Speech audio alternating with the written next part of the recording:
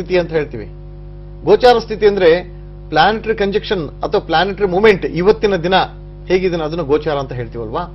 ಇಲ್ಲೇನಾದ್ರೂ ಆಕಸ್ಮಿಕವಾಗಿ 12ನೇ ಭಾವಾಧಿಪತಿ ಶನಿನೋ 10ನೇ ಭಾವಾಧಿಪತಿ ಏನಾದ್ರೂ ಕುಜನಾಗಿ, ಶನಿಗೂ ಕುಜನಿಗೂ ವೈರತ್ವ ಇರೋದ್ರಿಂದ ಅವೆರಡೂ ಗ್ರಹಗಳ ಒಂದು ಇಂಟರ್ಚೇಂಜ್ ಆಯ್ತು ಅಂದ್ರೆ, ಪರಿವರ್ತನಾ ಯೋಗ ಆಯ್ತು ಅಂದ್ರೆ, ಅಥವಾ ಆ ಒಂದು ದಶಾಭುಕ್ತಿ ಅಂತ ಹೇಳ್ತೀವಿ, ಟೈಮ್ ಫ್ಯಾಕ್ಟರ್, ಆ ಒಂದು ಅಂದ್ರೆ ಶನಿ ದಶೆಯಲ್ಲಿ ಕುಜಭುಕ್ತಿ ಅಥವಾ ಕುಜ ದಶೆಯಲ್ಲಿ ಶನಿ ಭುಕ್ತಿ, ಈ ತರ ಏನೋ ಒಂದು ಇಂಟರ್ ಕಂಜಕ್ಷನ್ಸ್ ಏನಾದ್ರೂ ಆಯ್ತು ಅಂದ್ರೆ ಯಾವ ರೀತಿ ಸಮಸ್ಯೆ ಉಂಟಾಗುತ್ತೆ ಗೊತ್ತಾ?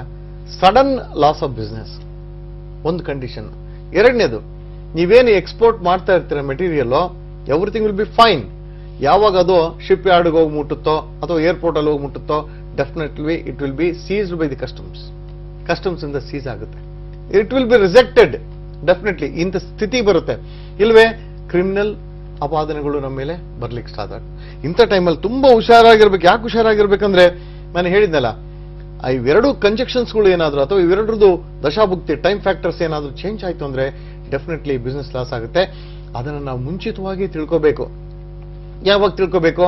ನಾವು ಕನಿಷ್ಠ ಒಂದು 3 ಮಂತ್ಸ್ಗೋ 4 ಮಂತ್ಸ್ಗೋ 5 ಮಂತ್ಸ್ಗೋ ಒಂದ್ಸರಿ ನಾವು ಸಂಬಂಧಪಟ್ಟಂತ ಅಸ್ಟ್ರಾಲಜರ್ನ, ಉತ್ತಮವಾದಂತ ಅಸ್ಟ್ರಾಲಜರ್ನ ಕಾಂಟ್ಯಾಕ್ಟ್ ಮಾಡಿ ಅವರಲ್ಲಿ ಈ ತರ ಮಾಡ್ತಾ ಇದೀವಿ ಬಿಸ್ನೆಸ್ನ, whether we get success or not, ಅಥವಾ ಏನಾದ್ರು ಕಾಂಪ್ಲಿಕೇಶನ್ಸ್ ಆಗುತ್ತೆ ಅಂತ ನೋಡ್ಕೊಂಡು ಅಂತ ಸಿಚುಯೇಷನ್ ಬಂದಾಗ ಅವ್ರ ಸಲಹೆಯಂತೆ ಮಾಡೋದು ಉತ್ತಮ.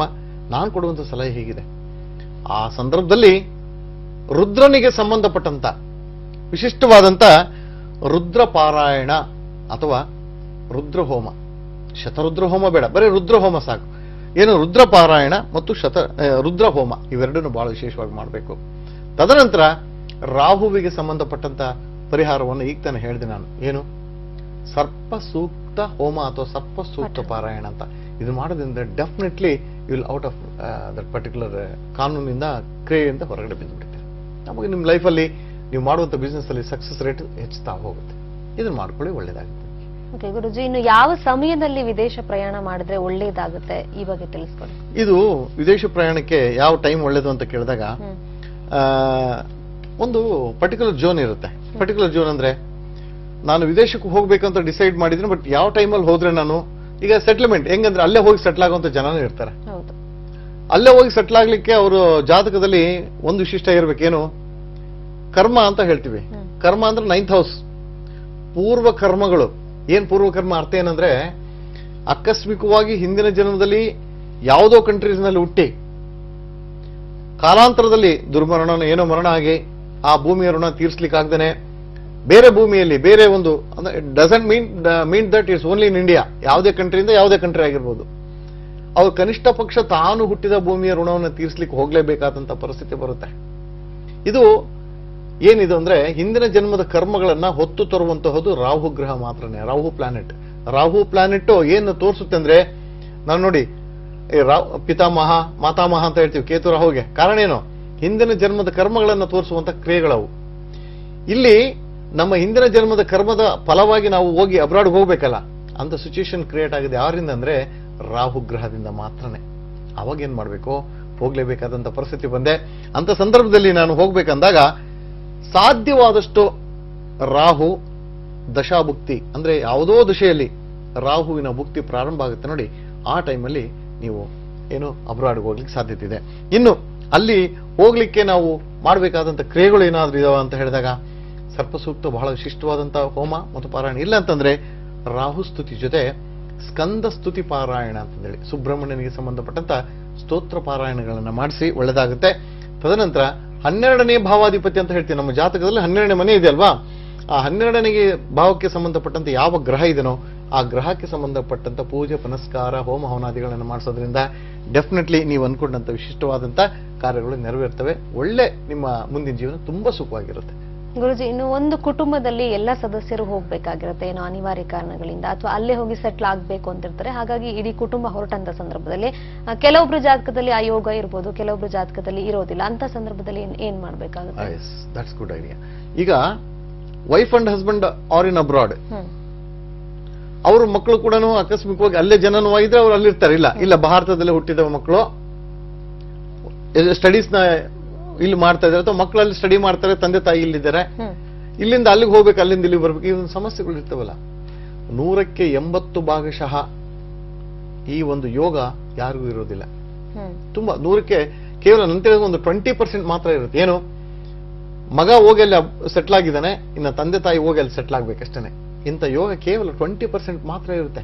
ಎಲ್ಲರಿಗೂ ನೀವು ಬೇಕಾದ್ರೆ ನೀವು you can check it out, ನೋಡ್ಕೊಳ್ಳಿ, ಎಷ್ಟು ಜನರನ್ನು ಬೇಕಾದ್ರೆ ನೋಡ್ಕೊಳ್ಳಿ, ಸಿಗಕ್ಕೆ ಸಾಧ್ಯತೆ ಇಲ್ಲ. ಕಾರಣ ಏನು ಹೇಳಿ, ಯಾರ ಋಣ, ಯಾರ ಕರ್ಮ ಎಲ್ಲೆಲ್ಲಿರುತ್ತೋ ಅಲ್ಲಿ ಮಾತ್ರ ಹೋಗ್ಲಿಕ್ಕೆ ಸಾಧ್ಯತೆ ಇರ್ತವೆ. ಈವನ್ ವೈಫ್ ಅಂಡ್ ಹಸ್ಬೆಂಡ್ಗೂ ಅಷ್ಟೇನೆ, ಗಂಡ ಒಂದು ಕಂಟ್ರಿಯಲ್ಲಿ ಇರ್ತಾನೆ, ಹೆಂಡತಿ ಒಂದು ಕಂಟ್ರಿಯಲ್ಲಿ ಇರ್ತಾಳೆ, ಇಬ್ರು ಒಂದೇ ಕಡೆ ಇದ್ರು ಕೂಡ ಏನಾದ್ರೂ ಒಂದು ಕಾಂಪ್ಲಿಕೇಶನ್ಸ್ಗಳು, ಯಾಕಂದ್ರೆ ಅದು ಋಣಾನುಬಂಧ ರೂಪೇಣ ಅಂತೀವಲ್ಲ, ಆ ರೀತಿ ಋಣಗಳು ಇದ್ದಾಗ ಮಾತ್ರ ನಾವು ಆ ಕಂಟ್ರಿಗೆ ಹೋಗ್ಲಿಕ್ಕೆ ಸಾಧ್ಯ. ಇಲ್ಲಿ ಹೇಳುತ್ತೆ, ಯಾರಾದ್ರೂ ತಿಳ್ಕೊಂಡ್ರೆ ನೆನಪಿಟ್ಕೊಳ್ಳಿ, ತಿಳ್ಕೊಳ್ಳಿ. ವಿಶಿಷ್ಟವಾಗಿ ನಾವು ಅಬ್ರಾಡ್ ಅಲ್ಲಿ ಹೋಗಿ ಸೆಟ್ಲ್ ಆಗ್ಬೇಕು ಅಂದ್ರೆ 4ನೇ ಭಾವ ಅಂದ್ರೆ ಗೃಹಸ್ಥಾನ ಅಂತ ಹೇಳ್ತೀವಿ. ಗೃಹ, ಮನೆ, ಎಲ್ಲಿ ಮನೆ ಸಿಗಬೇಕೋ ಅಬ್ರಾಡ್ ಅಲ್ಲ, ಇಲ್ಲ, ಅದು ಒಂದು ಸೂಚಿಸುತ್ತೆ. 5th ಹೌಸ್ ಪಂಚಮ ಭಾವ, 5ನೇ ಭಾವ ವಿದ್ಯೆ, ಇಂಥ ವಿಚಾರಗಳನ್ನು ಬೇಕಾದಾಗ 5ನೇ ಭಾವ ನೋಡಬೇಕು. ಸಪ್ತಮ 7ನೇ ಭಾವ ಕಳತ್ರ ಭಾವ, ಅಂದ್ರೆ ನಾನು ಹೋಗಿ ಅಬ್ರಾಡ್ ಅಲ್ಲಿ ಇದ್ದೀನಿ, ನಾನು ಮದುವೆ ಮಾಡ್ಕೊಂಡಿದ್ದೀನಿ, ನನ್ನ ಹೆಂಡತಿನ ಕೂಡ ಕರ್ಕೊಂಡು ಹೋಗ್ಲಿಕ್ಕೆ ಸಾಧ್ಯತೆ ಇದೆ. ಎಷ್ಟೋ ಜನ ಮದುವೆ ಆದ್ಮೇಲೆ ಹೋಗಿ ಅಬ್ರಾಡ್ ಒಬ್ಬರೇ ಇರ್ತಾರೆ, ಹೆಂಡತಿನ ಕರ್ಕೊಂಡು ಹೋಗಿ ಅವಕಾಶಗಳು ಸಿಗಲ್ಲ. ಇಂಥದ್ದು 7ನೇ ಭಾವದಿಂದ ನೋಡ್ತೀವಿ. 9ನೇ ಭಾವ ಕರ್ಮಸ್ಥಾನ, ಅದಿದ್ರೆ ನಿಮಗೆ ಅಬ್ರಾಡ್ ಹೋಗ್ಲಿಕ್ಕೆ ಸಾಧ್ಯತೆ.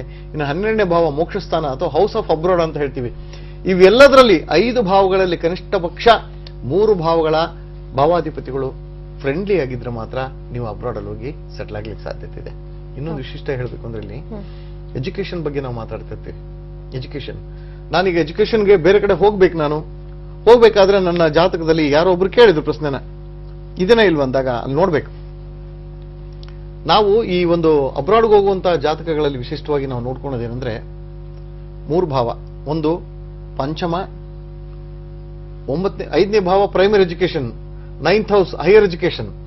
ಇವೆರಡನ್ನು ನೋಡ್ಕೋಬೇಕು. ಇವೆರಡು ಸರಿಯಾಗಿತ್ತು, ಅದು 12ನೇ ಭಾವಕ್ಕೆ ರಿಲೇಷನ್ಸ್ ಆಗಿತ್ತು ಅಂದ್ರೆ ಡೆಫಿನೆಟ್ಲಿ ನೀವು ಅಬ್ರಾಡ್ ಅಲ್ಲಿ ಹೋಗಿ ಉದ್ಯೋಗನ ಅಲ್ಲೇ ಎಜುಕೇಶನ್ ಕಂಪ್ಲೀಟ್ ಮಾಡಿ ಉದ್ಯೋಗವನ್ನು ಕೂಡ ಅಲ್ಲೇ ಮಾಡುವಂತ ಅಪರ್ಚುನಿಟೀಸ್ ಇರುತ್ತೆ. ಇವೆಲ್ಲ ಬೇಕಾದಷ್ಟು ವಿಷಯಗಳಿದೆ ಇಂಥಲ್ಲಿ ಮಾಡ್ಲಿಕ್ಕೆ. ಯಾರ್ಯಾರು ಅಬ್ರಾಡ್ಗೆ ಹೋಗ್ಬೇಕಂತ ಇಷ್ಟಪಡ್ತಿರೋ ಅವರು ನಿಮ್ಮ ಜಾತಕಗಳನ್ನ ನೀಟಾಗಿ ತೋರಿಸ್ಕೊಂಡು ಮಾಡಬೇಕಾದಂಥ ಪರಿಹಾರ ಕ್ರಿಯೆಗಳನ್ನು ಮಾಡಿದ್ದೆ ಆಯ್ತು ಅಂದ್ರೆ automatically you will get a chance to go to abroad. I wish you all the best. Take care. ಧನ್ಯವಾದಗಳು ಗುರುಜಿ. ವಿದೇಶ ಪ್ರಯಾಣದ ಕುರಿತಂತೆ ಸಾಕಷ್ಟು ಮಾಹಿತಿಯನ್ನು ನಮ್ಮ ವೀಕ್ಷಕರಿಗೆ ತಿಳಿಸಿಕೊಟ್ರಿ. ಓಂ ಸಾಯಿ ಗುರುಭ್ಯೋ ನಮಃ. ಇನ್ನು ವೀಕ್ಷಕರೇ, ಶ್ರೀವಾಸ್ತು ಲಕ್ಸ್ ಸಂಸ್ಥೆಯಲ್ಲಿ ಗುರುಜಿ ಅವರನ್ನ ನೀವು ನೇರವಾಗಿ ಭೇಟಿ ಮಾಡಬೇಕು ಅಂತಂದ್ರೆ ನಮ್ಮ ಸ್ಕ್ರೀನ್ ಮೇಲೆ ನಂಬರ್ ಹಾಗೇನೆ ಅವರ ವಿಳಾಸ ಕೂಡ ಇದೆ. ಆ ವಿಳಾಸಕ್ಕೆ ನೀವು ಗುರುಜಿ ಅವರನ್ನ ಸಂಪರ್ಕ ಮಾಡಬಹುದು. ಇದು ಇವತ್ತಿನ ವಾಸ್ತು ಶುಭಮಸ್ತು ಕಾರ್ಯಕ್ರಮ. ಮುಂದಿನ ಸಂಚಿಕೆಯಲ್ಲಿ ನಿಮ್ಮ ಭೇಟಿ. ಅಲ್ಲಿವರೆಗೂ ನಮಸ್ಕಾರ.